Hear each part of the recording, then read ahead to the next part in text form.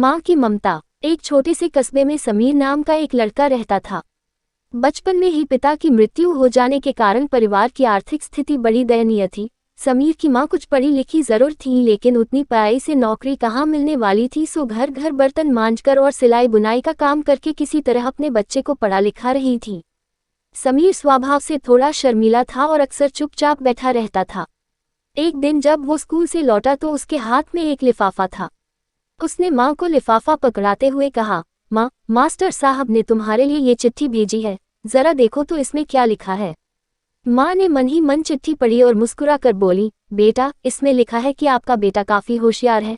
इस स्कूल के बाकी बच्चों की तुलना में इसका दिमाग बहुत तेज है और हमारे पास इसे पढ़ाने लायक शिक्षक नहीं है, इसलिए कल से आप इसे किसी और स्कूल में भेजें।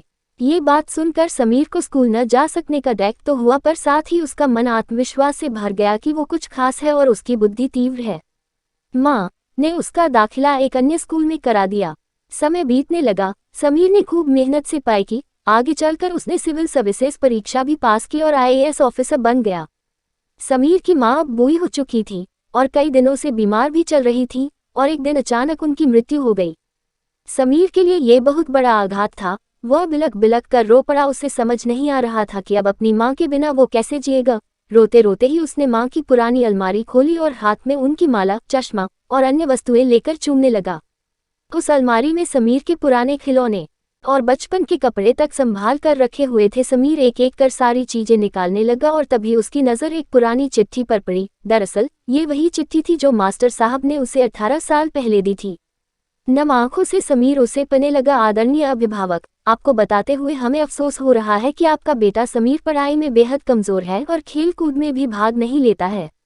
जान पड़ता है कि उम्र के हिसाब से समीर की बुद्धि विकसित नहीं हो पाई है, अतः हम इसे अपने विद्यालय में पढ़ाने में असमर्थ हैं।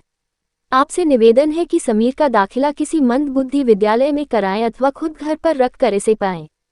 सादर, प्रिंसिपल। समीर जानता था कि भले अब उसकी माँ इस दुनिया में नहीं रही, पर वो जहाँ भी रही उनकी ममता, उनका आशीर्वाद सदा उस पर बना रहेगा। दोस्तों, रुडयार्ड किपलिंग ने कहा है, God could not be everywhere and therefore he made mothers. भगवान सभी जगह नहीं हो सकते, इसलिए उसने माएँ बनाई। माँ से बढ़कर त्याग और तपस्या की मूरत भला और कौन हो सकता है। हम पढ़ लिख लें, बड़े होकर कुछ बन जाएं, इसके लिए वो चुपचाप ना जाने कितनी कुर्बानियां देती है। अपनी ज़रूरतें मारकर हमारे शौक पूरा करती है। यहाँ तक कि संतान बुरा व्यवहार करे तो भी माँ उसका भला ही सोचती है। सचमुच माँ जैसा कोई नहीं हो सकता।